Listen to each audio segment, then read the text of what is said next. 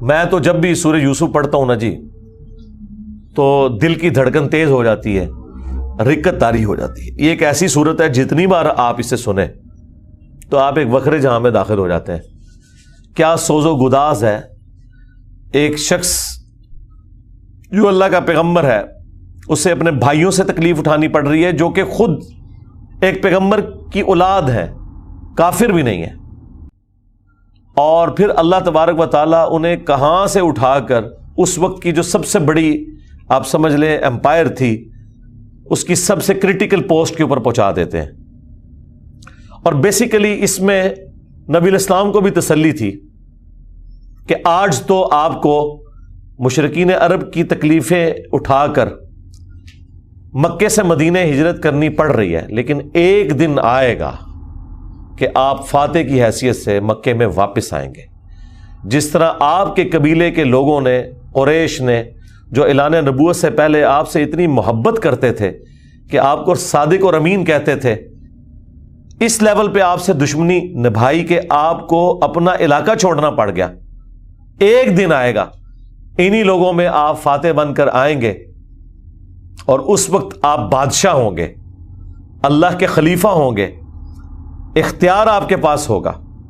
جس طرح کہ یوسف علیہ السلام کو ان کے بھائیوں سے تکلیف پہنچی اور انہوں نے ان کو بیچ دیا، وہ غلامی کی زندگی انہیں گزارنی پڑی، اس کے بعد جیل کی زندگی، اور الٹیمیٹلی اللہ تعالیٰ نے انہیں مصر میں آپ سمجھ لیں بے تاج بادشاہی بنا دیا۔ لیکن وہاں پہ بھی اینڈ رزلٹ کیا نکلا؟ لا تثریب علیکم اليوم، آج کے دن میں تم پہ کوئی گرفت نہیں کروں گا۔ اور یہاں پر بھی نبی علیہ السلام بھی جب آپ کو پتا ہے مکے میں داخل ہوئے تو آپ نے وہی الفاظ دہرائے جو یوسف علیہ السلام نے دہرائے تھے، لا تثریب علیکم اليوم، آج میں تم پہ کوئی گرفت نہیں کروں گا۔ یار یہ اخلاقیات پیغمبروں کے ہی ہوتے ہیں، یہ حوصلہ پیغمبروں کے اندر ہی ہوتا ہے۔ اللہ تعالیٰ ایک خاص انہیں یہ ملکہ دے دیتا ہے، وہ اپنے نفس پر اتنا قابو پا لیتے ہیں کہ اپنے دشمنوں کے لیے اتنا نرمی کا رویہ تمام اختیار کے باوجود، یہ نبیوں کا ہی خاص ہے۔ اللہ تعالیٰ ہمیں بھی اس طرح کے اخلاق میں سے حصہ عطا فرمائے، آمین۔ اچھا، ایران والوں نے یوسف علیہ السلام کی پوری یہ جو بایوگرافی سورہ یوسف میں آئی ہے، اس کے اوپر ایک تفصیلی فلم 45 اقساط کے اوپر بنائی ہے فارسی زبان کے اندر، اور کئی زبانوں میں اس کی ڈبنگ ہو چکی ہے۔ عربی کے اندر ہو چکی ہے ڈبنگ، اردو زبان کے اندر پیغام والے جو ہیں کراچی کے پروفیشنل ڈبنگ انہوں نے کی ہے۔ آپ کو لگتا ہی نہیں ہے اردو میں فلم بنی ہے یا فارسی میں، اتنی پروفیشنل اس کی ڈبنگ ہے۔ اس میں انہوں نے وہ پورے حالات و واقعات فلمائے ہیں اور آپ کو اس زمانے میں پہنچا دیا ہے۔ آپ یوسف علیہ السلام کے جو قید کے سال ہیں نا، وہ آپ کو بس وہ اس فلم کو دیکھ کے اندازہ ہوگا کہ یہ کیا تکلیف ہے جو انہوں نے کاٹی ہے، اور ایک چھوٹے سے بچے نے جو تکلیفیں اپنے بھائیوں سے کاٹیں، ایسا بچہ کہ جس کی ماں بھی فوت ہو چکی ہے۔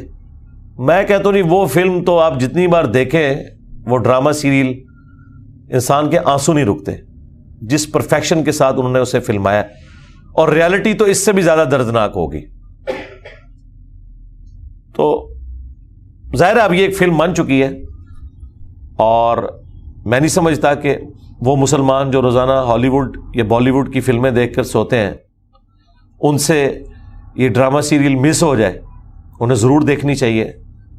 اور توحید جس طریقے سے انہوں نے اس میں بیان کی ہے، کمال کی توحید بیان کی ہے۔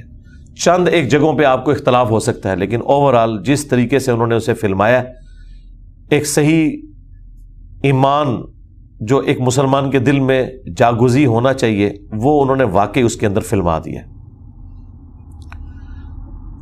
میں شروع میں ایک بلو پرنٹ کے طور پر سورہ یوسف میں جو یوسف علیہ السلام کی بایوگرافی آئی ہے وہ بیان کر دیتا ہوں، مختصر سی، تفصیلی میں نہیں کروں گا تاکہ آپ کا ٹیسٹ خراب نہ ہو۔ پھر آپ جب ان آیات سے گزریں گے تو آپ اس ٹیسٹ کو فیل کریں گے۔ یوسف علیہ السلام چونکہ حضرت یعقوب علیہ السلام کے بیٹے تھے، اور ظاہر ہے کہ ان کی لیگیسی کو آگے کسی نے تو لے کے چلنا تھا۔ یوسف علیہ السلام کہ 11 بھائی تھے، ان میں سے ایک بنیامین تھے، جو ایسے بھائی تھے کہ ماں اور باپ دونوں کامن تھے، اور باقی جو 10 بھائی تھے وہ دوسری والدہ سے تھے ان کے، وہ خالہ بھی لگتی تھی ان کی، یوسف علیہ السلام کی، اور ظاہر ہے کہ ماں بھی تھی کیونکہ ان کے والد نے ان سے نکاح کیا ہوا تھا۔ 10 بیٹے اس ماں سے تھے، 2 یہ تھے، اور آپس میں ان کا ایک حسد والا معاملہ ہو گیا شیطان کی وجہ سے، ظاہر ہے کہ اب باپ کی لیگیسی کو کس نے آگے لے کے چلنا ہے، وہ ظاہر ہے وہ تو باپ نے تو ڈیسائیڈ ہی نہیں کرنا، وہ تو اللہ نے ڈیسائیڈ کرنا ہے۔ اب یوسف علیہ السلام کو اللہ تعالیٰ نے ایک خواب دکھایا، اور خواب انبیاء کے حق میں وحی الہی ہوتا ہے۔ بخاری مسلم میں حدیث ہے کہ خواب نبوت کا 46واں حصہ ہے۔ حضرت ابراہیم علیہ السلام کو بھی خواب میں ہی دکھایا گیا تھا، سورہ صافات میں آتا ہے کہ میں اپنے بیٹے کی قربانی کر رہا ہوں، اسی لیے انہوں نے اسے ایگزیکیوٹ کرنے کی کوشش کی اور اللہ تعالیٰ نے فدیہ بھیج دیا، لیکن ایگزیکیوٹ اتنی بڑی ایکٹیویٹی کو کرنا کہ بیٹا قربان کرنا، اسی لیے تھا کہ وہ وحی الہی تھا۔ یوسف علیہ السلام کو اللہ تعالیٰ نے چھوٹی عمر کے اندر ہی 10-12 سال کی عمر میں ہی یہ خواب دکھایا کہ 11 ستارے اور سورج اور چاند انہیں سجدہ کر رہے ہیں۔ اس خواب کا ذکر انہوں نے اپنے والد سے کیا۔ ظاہر ہے اس زمانے میں تو والد ہی ڈائریکٹ ٹریننگ کیا کرتے تھے اپنی اولاد کی، اور ایک بڑی فرینکنس ہوتی تھی، اور پھر نبی کی اولاد۔ حضرت یعقوب علیہ السلام کو پتہ چل گیا کہ میری اس نبوت کا وارث اب یہ ہونے والا ہے، یعنی 12 بچوں میں سے اس کے سر کے اوپر یہ تاج نبوت سجنا ہے۔ تو ظاہر ہے باقیوں نے تو حسد کرنا ہے، حسد تو آ ہی جاتا ہے، آدم علیہ السلام کے بیٹوں میں آیا تھا، تو یہ اولاد آدم والا ہی معاملہ ہے۔ بہرحال وہ حسد آیا۔ حضرت یعقوب علیہ السلام نے یوسف علیہ السلام سے کہا تھا کہ اس خواب کا ذکر تم نے اپنے بھائیوں سے نہیں کرنا، ورنہ وہ تمہارے خلاف کوئی نہ کوئی چال چلیں گے۔ لیکن بہرحال یہ خواب والی بات کسی طریقے سے لیک ہو گئی، یوسف علیہ السلام نے تو نہیں کی، لیکن شاید آپ کی بیوی نے سنی اور انہوں نے باقی بیٹوں تک بات پہنچا دی۔ بہرحال کچھ ہوا ایسا معاملہ، اور ان کو اس اعتبار سے بھی اشارے مل گئے کہ یوسف علیہ السلام کے ساتھ زیادہ برتاؤ ایکسٹرا آرڈنری کرتے تھے یعقوب علیہ السلام، کیونکہ انہیں پتا تھا کہ یہ اللہ کے پیغمبر ہیں، اور انہوں نے اس توحید کی دعوت کو میرے بعد آگے لے کر چلنا ہے۔ حضرت یعقوب علیہ السلام کے جو باقی بیٹے تھے 10، 11واں تو خیر وہ چھوٹا تھا، وہ ان کا چھوٹا بھائی تھا، اس کے ساتھ تو مسئلہ کوئی نہیں تھا۔ وہ 10 بیٹوں نے اپنے باپ سے کہا کہ ہم دیکھتے ہیں کہ آپ بڑے پوزیسو ہیں یوسف کے معاملے میں، اسے آپ ہمارے ساتھ بھیجیں، یہ بھی ہمارے ساتھ کھیلا کودا کرے، جب ہم اپنے جانوروں کو چرانے کے لیے لے جاتے ہیں تو اس کو بھی ساتھ لے جائیں گے، تھوڑی اس کی بھی آؤٹنگ ہو جائے گی۔ تو حضرت یعقوب علیہ السلام کو یہ بات کلک کر گئی کہ یہ کچھ کرنا چاہتے ہیں، ان کو تو اندازہ ہی نہیں تھا کہ اتنی بڑی آزمائش ان کا انتظار کر رہی ہے۔ یار 40 سال کی جدائی آپ امیجن کریں، اور قرآن میں آیا کہ وہ نابینا ہو گئے تھے رو رو کے، اس تکلیف سے وہ گزرے۔ تو انہوں نے کہا کہ مجھے خطرہ ہے کہ تم یوسف کو صحیح طریقے سے دیکھ بھال اس کی نہیں کرو گے، کیئر لیس ہو جاؤ گے، چھوٹا بچہ ہے، کوئی بھیڑیا اس پہ حملہ آور نہ ہو جائے۔ انہوں نے کہا ہمارے ہوتے ہوئے 10 بھائی جس کے ہوں تو پھر تو ہم پھر نام کے ہی جوان ہوئے۔ بہرحال وہ تقدیر میں لکھا تھا، ایسا تو ہونا تھا۔ یوسف علیہ السلام نے وہاں پہنچنا ہی تھا جہاں اللہ تعالیٰ نے انہیں اتنا بڑا منصب عطا کرنا تھا۔ وہی ہوا، تنگ آ کے یعقوب علیہ السلام نے اجازت دے دی، وہ لے گئے یوسف علیہ السلام کو، اور پلان یہ بنایا کہ اسے قتل کریں گے، لیکن ایک بھائی تھا جو آڑے آ گیا، اس نے کہا قتل نہ کرو، ہے تو ہمارا بھائی، ہم اسے کسی کنویں میں ڈال دیتے ہیں۔ اور ان زمانوں میں جو قافلے گزرا کرتے تھے وہ کنویں پہ پانی کے لیے رکتے تھے، تو ہو سکتا ہے کہ کوئی نکالے تو یہ اس کے ساتھ ہی چلا جائے، جان چھوٹ جائے، قتل نہ کرو۔ اور اس میں وہ یہ بھی کہتے ہیں کہ ہم اس وقت تو یہ ایکٹیویٹی کرتے ہیں، پھر بعد میں اللہ سے توبہ مانگ لیں گے، اللہ تعالیٰ بڑا بخشنے والا مہربان ہے، جو کچھ بھی ہے تیرے محبوب کی امت سے ہیں۔ یہ بھی قرآن میں نقل ہوا ہے، وہی سیم مینٹالٹی آگے چل رہی ہے، بعد میں نیک بن جائیں گے۔ اور انہوں نے ڈرامہ بازی یہ کی کہ یوسف علیہ السلام کے کرتے کے اوپر کسی بھیڑیے کا خون مال لیا اور کہا کہ ہم تو اسے سامان کے پاس چھوڑ کے گئے تھے، پیچھے سے بھیڑیا آیا اور یوسف کو کھا گیا، اور یہ اس کی قمیض ہے۔ عشاء کے وقت روتے ہوئے آئے، رات کے وقت قرآن کے الفاظ ہیں۔ حضرت یعقوب علیہ السلام کو سمجھ آ گئی کہ یہ میری آزمائش شروع ہو گئی ہے، کیونکہ توحید ایک ننگی تلوار ہے۔ انہیں سمجھ آ گئی تھی کہ میں نے اپنے بیٹے سے جو اتنی شدید محبت رکھی ہے نا، اللہ تعالیٰ مخلوق کی محبت کو برداشت نہیں کرتا، ایٹ لیسٹ ایک پیغمبر کے دل میں اس ایکسٹریم لیول کے اوپر جا کر۔ تو میری آزمائش شروع ہو گئی اب۔ تو انہوں نے کوئی بحث نہیں کی، انہوں نے کہا میں صبر کروں گا جو کچھ ہوا۔ ان کو پتا تھا کہ یہ اب اللہ کا فیصلہ ہے، کرنے سے کچھ نہیں ہونا، جو کوئی تھوڑی بہت کوشش کی وہ کی، انہیں اینڈ پہ ان کا میں اب صبر ہی کروں گا، جو اللہ اس کے لیے فیصلہ کرے۔ وہی ہوا۔ ایک قافلہ وہاں سے گزر رہا تھا، انہوں نے پانی کے لیے ڈول ڈالا، اور یوسف علیہ السلام کو اللہ تعالیٰ نے قرآن میں آیا کہ یوسف کو ہم نے تسلی دی کہ ایک دن آئے گا کہ تم اپنے بھائیوں کو بتا دو گے جو انہوں نے یہ غلطی کی تھی، ہم تمہیں سرخرو کریں گے، بہرحال ابھی تو تمہارے لیے طے ہو گیا۔ اور ظاہر جبرائیل علیہ السلام آنا شروع ہو گئے چھوٹی عمر میں ان کے پاس، ان کی تسلی کے لیے، اسی لیے ڈھارس بندی۔ انہوں نے پانی کے لیے ڈول ڈالا، یوسف علیہ السلام نے وہ پکڑا اور باہر نکل آئے، اور بھائی جو ہیں چھپ کے یہ منظر دیکھ رہے تھے۔ انہوں نے کہا یہ نہ ہو یہ پھر واپس آ جائے۔ انہوں نے چند ٹکوں کے عوض، چند دراہم کے عوض بیچ دیا، کہا یہ ہمارا غلام تھا، تو بھاگ کے آئے، یہ ہمارا غلام ہے، اور جان چھڑائی اس طریقے سے۔ یوسف علیہ السلام بھی چپ کر کے چلے گئے، انہیں پتا تھا کہ میرے لیے فیصلہ ہو چکا ہے، اور کس تکلیف سے وہ مصر تک پہنچے، اور وہاں پہ غلاموں کا بازار لگتا تھا، وہاں بیچنے کے لیے عبرانی غلام، اور پڑھنا لکھنا بھی جانتے تھے، ذہین بہت تھے۔ تو عزیز مصر وہاں سے گزر رہا تھا، یعنی آپ سمجھ لیں بادشاہ کے بعد جو سیکنڈ پوسٹ ہوتی ہے۔ اس نے دیکھا کہ یہ تو شکل ہی غلاموں والی نہیں ہے، یہ کوئی ایکسٹرا آرڈنری بندہ ہے۔ اس نے خرید لیا اور لا کے اپنی بیوی سے کہا کہ یہ میں خرید کے لایا ہوں، اولاد تو ہماری کوئی نہیں، ہو سکتا ہے ہم اسے ہی اپنا بچہ بنا لیں۔ اور یوں یوسف علیہ السلام کہاں دور دراز کے شام کے علاقے جو سویلائزڈ بھی نہیں تھا، بھیڑ بکریاں چرانے والے بدو لوگوں میں سے اٹھ کے اس وقت کی سب سے سویلائزڈ حکومت مصر کی، فرعونوں کی حکومت، آج تک آپ یہ اہرام مصر گیزا کے جو ہے پیرامڈز یہ دیکھ رہے ہیں، یہ ان لوگوں نے تعمیر کیے ہوئے ہیں۔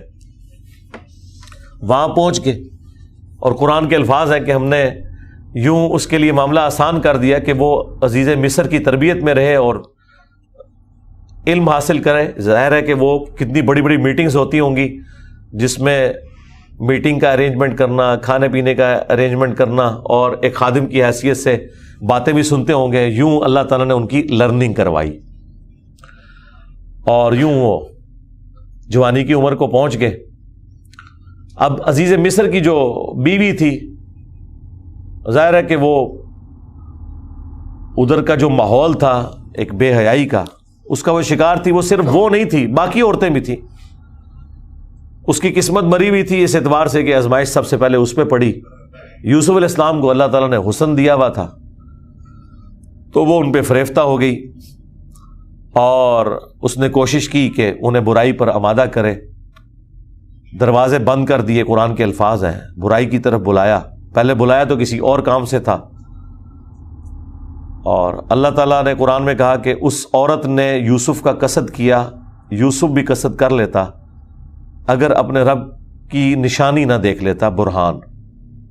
اور وہ نشانی قرآن میں نقل نہیں ہوئی، اسرائیلی روایتوں میں ملتا ہے کہ ان کو ان کے والد یعقوب علیہ السلام کی شبیہ دکھائی گئی، جو کہ یوں انگلی سے اشارہ کر رہے تھے کہ بیٹا یہ کام نہیں کرنا، اس طرف نہیں آنا۔ تو وہ بچ کے، ظاہر ہے اللہ نے فرمایا کہ یہ ہمارے مخلص بندے تھے، یعنی مخلص چنے ہوئے. ایک لفظ ہے مخلص جو اخلاص شو کرتا ہے، ہم مخلص ہونے کی کوشش کرتے ہیں، لیکن مخلص پیغمبر ہوتے ہیں جنہیں اللہ اپنے لیے خالص کر لیتا ہے. اللہ نے کہا ہم نے بچایا، یعنی انبیاء بھی جو بچتے ہیں نا برائیوں سے، وہ اللہ کی مدد کی وجہ سے. بہرحال اس تکلیف سے وہ گزرے. خبر لیک ہو گئی، کیونکہ جب اس نے قصد کیا تو یوسف علیہ السلام بھاگے. اللہ تعالیٰ نے معجزانہ طور پر وہ دروازے کھول دیے، اور یہ سین جس طریقے سے انہوں نے فلمایا ہے پہنچا دیا جی انہوں نے اس جگہ پہ، اس فلم کے اندر ایران والوں نے. بہرحال قرآن کے الفاظ ہیں جب وہ دروازے کے اوپر پہنچے تو وہاں سے عزیز مصر آ گیا، اور پیچھے عورت بھی ہے تو اسے بھی شک پڑ گیا. وہاں پہ کوئی سیانہ بندہ تھا جس نے کہا کہ یہ دیکھو کہ اگر یوسف کی قمیض آگے سے پھٹی ہوئی ہے تو یوسف جو ہے وہ مجرم ہے، اور اگر یہ پیچھے سے پھٹی ہوئی ہے تو پھر وہ عورت مجرم ہے. کیونکہ یوسف علیہ السلام بھاگے تھے، اس نے پیچھے دوڑ لگائی ان کو پکڑنے کے لیے، تو پیچھے سے قمیض پھٹی ہوئی تھی اور وہ پیچھے سے پھٹی نکلی.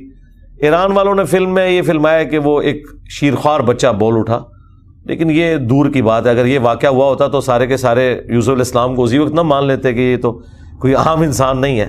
مجھے لگتا ہے کوئی سمجھدار آدمی تھا جس نے یہ مشورہ دیا، اور یہ لاجیکل بھی تھا. تو عزیز مصر کو پتہ چل گیا کہ اس عورت کی چال ہے، پھر بھی وہ باز نہیں آئی. جب اس کی خبر لیک ہوئی تو اس نے کہا میری تو دم کٹ گئی ہے، میں اب ساری عورتوں کی دم کٹواؤں گی. اس نے وہ جتنی بڑے اشرافیہ وہاں مصر کا تھا ان ساری عورتوں کو دعوت پہ بلایا، اور سب کے ہاتھ میں ایک ایک چھری دے دی، قرآن کے الفاظ ہیں، اور ایک ایک سیب دیا، اور یوسف علیہ السلام کو کہا کہ ان عورتوں کے سامنے آؤ. تو قرآن کے الفاظ ہیں کہ جب یوسف علیہ السلام ان کے سامنے آئے تو عورتوں نے بے خیالی میں وہ کاٹتے ہوئے سیب کو اپنی انگلیاں بھی کاٹ لی. کاٹنے سے مراد یہ نہیں کہ وہ کٹ کے علیحدہ ہوگی، مراد یہ کہ اس پہ تھوڑا بہت زخم آیا. یہ اتنا نہیں ہے کہ وہ انگلیاں ٹوٹ ٹوٹ کے کوئی علیحدہ ہو گئی تھی، یا کوئی ساری عورتوں نے یہ سب کچھ کر لیا. ڈاکٹر سرار صاحب نے اس کی اچھی توجہ بیان کی ہے کہ ہو سکتا ہے کہ کسی عورت کی انگلی زخمی ہو، اور یوسف علیہ السلام جو کہ غلام تھے وہ اس کی طرف متوجہ ہوں کہ میں اس کو پٹی کر دوں یا اس کے لیے کچھ ارینجمنٹ کروں، تو باقی عورتوں نے یوسف علیہ السلام کو اپنی طرف اٹریکٹ کرنے کے لیے جان بوجھ کے خود ہی اپنی انگلی کاٹی ہو کہ تاکہ وہ متوجہ ہوں. کوئی بہرحال اس طرح کا سلسلہ ہوا ایک ایکسٹرا آرڈنری. اور جب یہ حالت ہوئی تو اس نے پھر کہا کہ ہاں یہ تھا جس کے لیے تم مجھے بات کر رہی تھی، تم لوگ بھی تو اس میں گرفتار ہو گئے. اور پھر اس کی ڈٹائی ہے، اس نے کہا کہ میں اسے برائی کی طرف بلا رہی ہوں، اگر اس نے یہ میری بات نہ مانی تو میں اسے جیل میں ڈلوا دوں گی. تو یوسف علیہ السلام نے دعا کی کہ یا اللہ مجھے جیل قبول ہے اس برائی کے عوض کہ میں تیرا مجرم بنوں. دیکھیں کوئی گناہ بھی نہیں کیا، برائی سے بچے ہیں. ہم ہوں تو ہم کہ ہمیں انعام ملے، وہ کہہ رہے ہیں مجھے انعام میں جیل مل جائے کہ میں ان کے شر سے بچ جاؤں. بہرحال پھر وہ بہانہ کر کے ان عورتوں نے جھوٹے الزامات لگا کے یوسف علیہ السلام کو جیل میں ڈلوا دیا. یوسف علیہ السلام بھی راضی تھے، ٹھیک ہے چلے گئے. آلموسٹ 9 سے 10 سال تک وہ جیل میں رہے، اور وہ جیل کا جو انہوں نے سین فلمایا ہے وہ بندہ دیکھ نہیں سکتا. جو وہاں پہ کس پرسی کی حالت تھی بہرحال انہوں نے گزاری، لیکن آپ کے اخلاق سے متاثر ہو کے دعوت توحید بھی وہاں پہ پہنچی. اور اسی دوران 2 ایسے قیدی تھے کہ ان دونوں نے الگ الگ خواب دیکھے، اور انہوں نے یوسف علیہ السلام سے کہا کہ آپ اچھے بھلے معلوم ہوتے ہیں، اگر آپ تعبیر بتا سکتے ہیں. انہوں نے کہا میں اس کی تعبیر جو بتاؤں گا وہ تعویل ہوگی، پھر وہ مقدر ہو جائے گی. اور وہ خواب انہوں نے اپنا بیان کیا. ایک نے خواب یہ بیان کیا کہ میں نے یہ دیکھا کہ میں اپنے رب یعنی اپنے اس بادشاہ کو شراب نچوڑ کے دے رہا ہوں. دونوں کے قتل کے فتوے جاری ہو چکے ہوئے تھے. تو یوسف علیہ السلام نے اسے کہا کہ تم عنقریب چھوٹ جاؤ گے. دوسرے نے دیکھا کہ میرے سر کے اوپر روٹیوں کا ایک ٹوکرا ہے اور اس سے جانور پرندے کھا رہے ہیں، تو ان کا تم سولی دیے جاؤ گے اور تمہاری لاش سے جانور کھائیں گے، اور وہی ہوا۔ اور قرآن کے الفاظ ہیں کہ جسے نجات ملنے والی تھی اسے یوسف علیہ السلام نے کہا کہ جب تم چھوٹ جاؤ تو اپنے بادشاہ سے میرا ذکر کرنا کہ میرے ساتھ یہ زیادتی ہوئی ہے، لیکن قرآن کے الفاظ ہیں کہ شیطان نے وہ ذکر بھلا دیا۔ ظاہر ہے اللہ نے تو کوئی اور ہی فیصلہ کیا ہوا تھا، اور یوں آلموسٹ 9 سے 10 سال ان کے جیل میں کٹ گئے، یہاں تک کہ اس بادشاہ کا جو بیٹا ہے وہ تخت نشین ہوا، اور اس نے خواب دیکھا۔ ظاہر بادشاہ کو اللہ تعالیٰ اس طرح کے خواب دکھایا کرتا تھا، مخلوقات کو دیکھنے کی ذمہ داری اللہ تعالیٰ نے بادشاہوں کے اوپر ہی رکھی ہوئی ہے جو ان کے انڈر رعایا ہے، کہ 7 دبلی پتلی گائے جو ہیں وہ نیل سے نکل کے 7 موٹی گایوں کو کھا رہی ہیں، اور 7 خشک بالیاں ہیں اور 7 جو ہیں وہ ہری بالیاں ہیں۔ اب یہ بڑا ایک ایکسٹراڈنری خواب تھا۔ اس نے اپنے وہ سارے تعبیر بتانے والے بلائے، سب کے سب عاجز آ گئے۔ تو وہ جو چھوٹ چکا تھا ایک قیدی، وہ بادشاہ کا بڑا قریبی تھا جو اسے شراب بنا کے دیتا تھا، اسے یاد آیا کہ ہاں ایک شخص قید میں ہے۔ اور یاد کب آیا؟ دیکھیں 9-10 سال کے بعد اس نے کہا میں ایک ایسے شخص کو جانتا ہوں کہ جو آپ کو اس کی تعبیر بتائے گا۔ تو وہ بادشاہ نے کہا ٹھیک ہے اسے لے آؤ یہاں پہ۔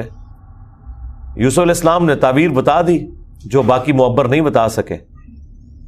بادشاہ کو بھی لگا یہ تعبیر اسی طریقے سے ہے کہ 7 خوشحالی کے سال آئیں گے، اور اس کے بعد 7 سال آئیں گے 7 ایئرز قحط سالی کے، جس میں آپ یہ والا غلہ جو سٹور کیا ہوگا وہ استعمال کریں گے، اور پھر اس کے بعد بارش ہوگی۔ 7 سال تک بارش نہیں ہوگی، اور ان 7 سالوں کے لیے آپ نے اپنی وہ والی گندم سنبھال کے رکھنی ہے جو ان خوشحالی کے 7 سالوں میں خوب پیداوار ہوگی۔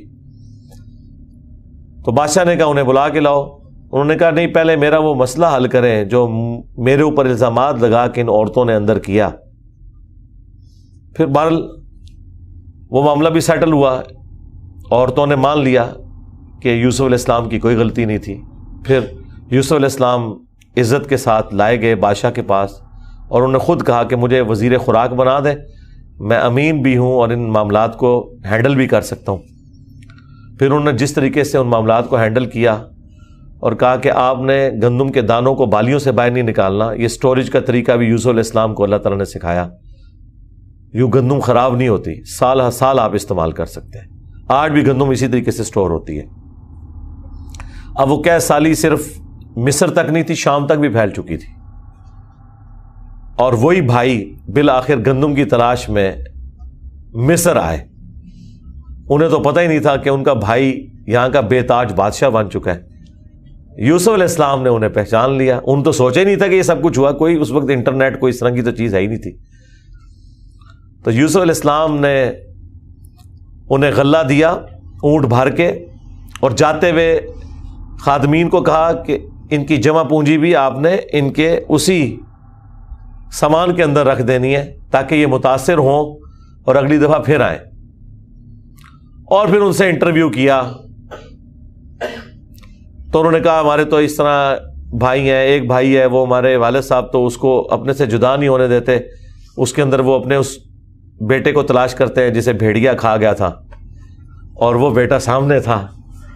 یوسف علیہ السلام کے بارے میں اللہ تعالیٰ فرماتا ہے کہ یوسف علیہ السلام یہ باتیں سن رہے تھے اور دل ہی دل میں کہہ رہے تھے کہ تم ظالم ہو، لیکن اللہ کی طرف سے اجازت نہیں تھی۔ ان کا اچھا پھر تم دیکھ رہے ہو اس بھائی کا بھی سامان میں تمہیں دیتا ہوں، اگلی بار اس بھائی کو ساتھ لے کے آؤ گے ورنہ میں تمہیں سامان نہیں دوں گا۔ ظاہر ہے کسی بہانے سے تو بلانا تھا نا۔ اور واپس جب پہنچے انہوں نے دیکھا یہ تو اتنا فیاض بادشاہ ہے، اس نے تو ہماری وہ جمع پونجی جو بھی تھا، کوئی کاٹن لے کے گئے تھے، اس وقت تو بارٹر سسٹم ہوتا تھا نا، وہ واپس کر دی ہے۔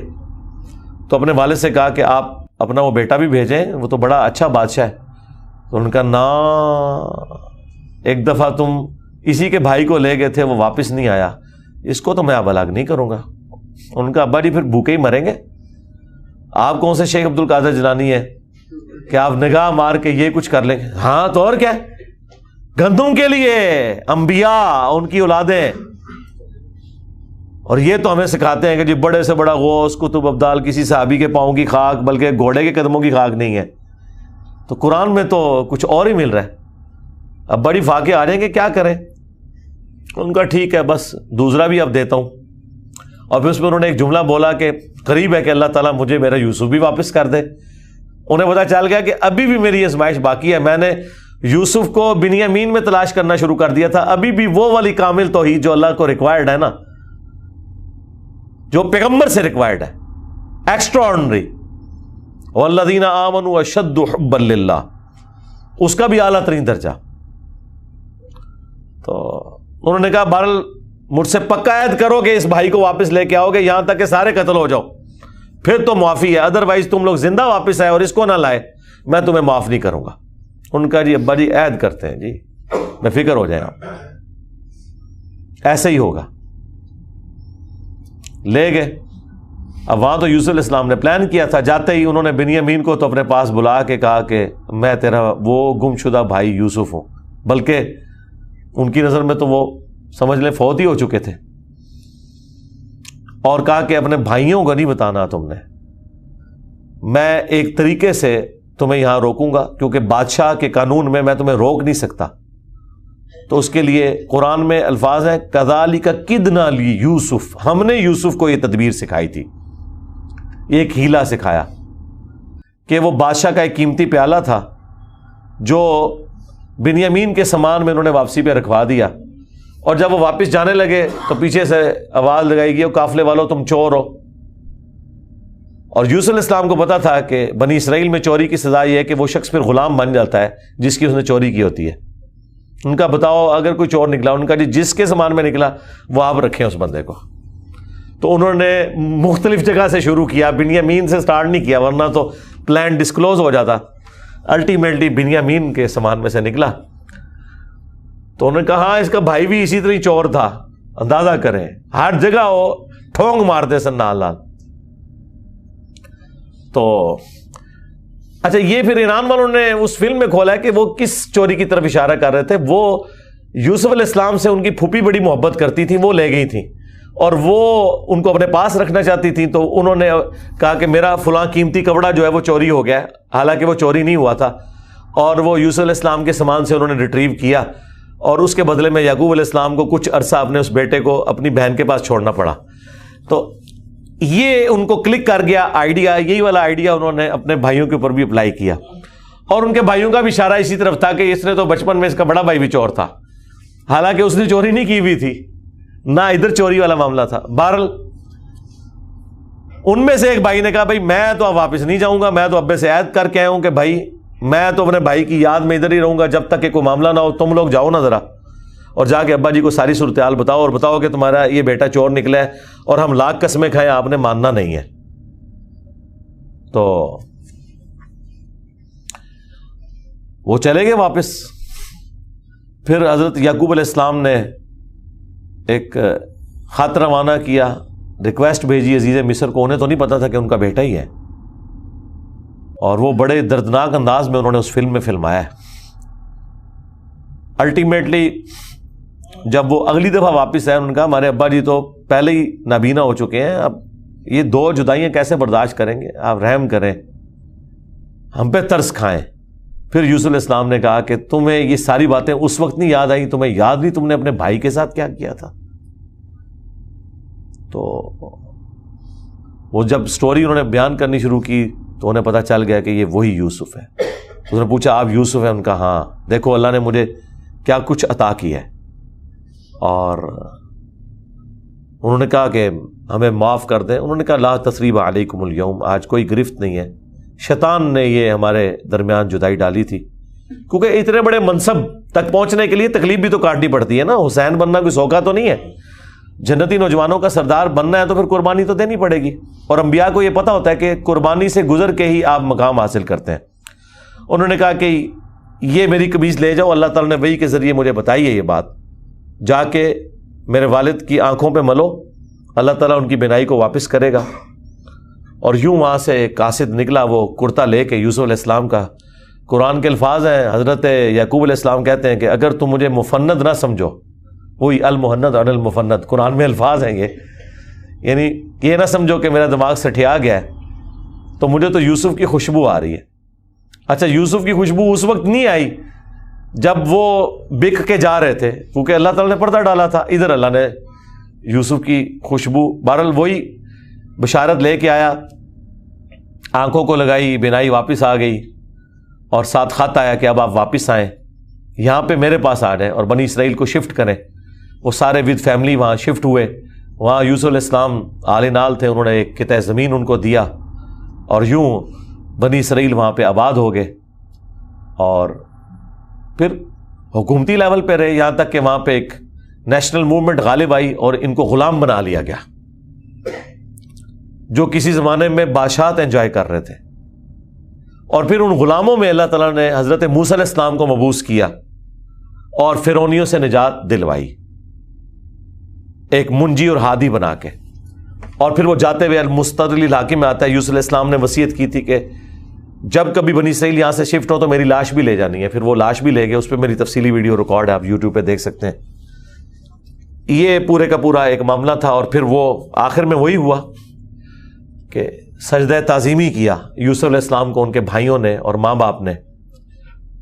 ان زمانوں میں سجدہ تعظیمی جائز تھا، جس طرح کہ آدم علیہ السلام کو فرشتوں نے کیا، اور اس امت میں حرام ہو گیا. ابو داؤد میں اور ترمذی میں حدیث ہے کہ اگر میں سجدہ تعظیمی جائز سمجھتا تو بیویوں سے کہتا کہ اپنے خامدوں کو کریں اس حق کے سبب.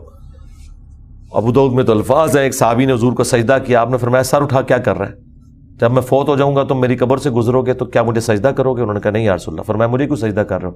اگر میں سجدہ جائز سمجھتا تو بیویوں سے کہتا کہ اپنے خامدوں کو کریں. اور یہ سجدہ تعظیمی، سجدہ عبادت ہمیشہ سے اللہ کے لیے رہا ہے. جبرائیل علیہ السلام نے حضرت آدم کو سجدہ عبادت نہیں کیا، سجدہ تعظیمی تھا.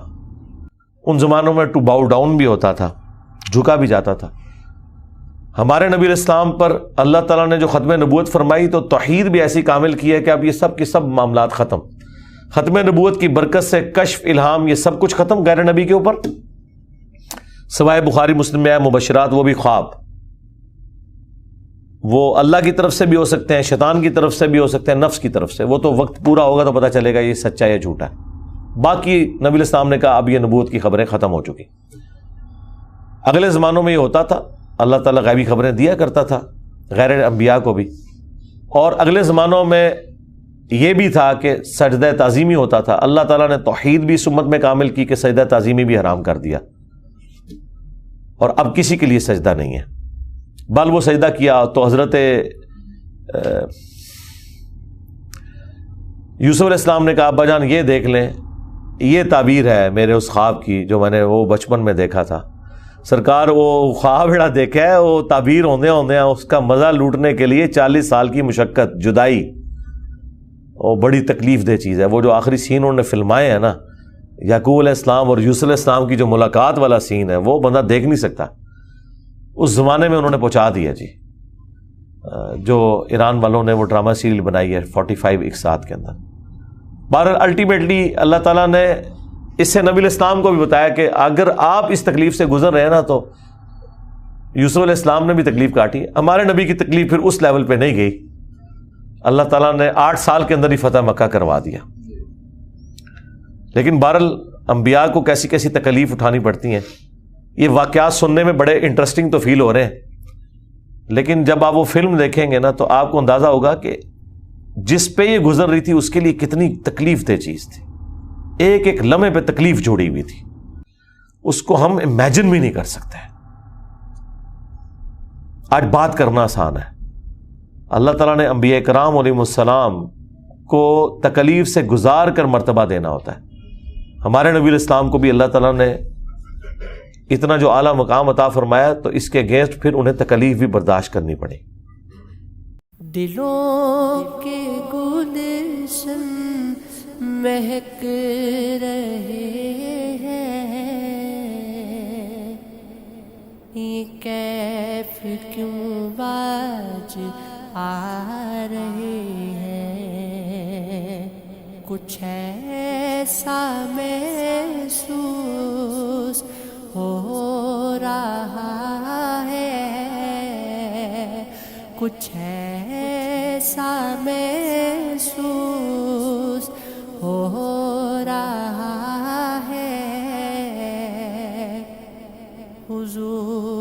تشریف لا رہے ہیں. نوازشوں پر نوازشی ہے، عنایتوں پر عنایتیں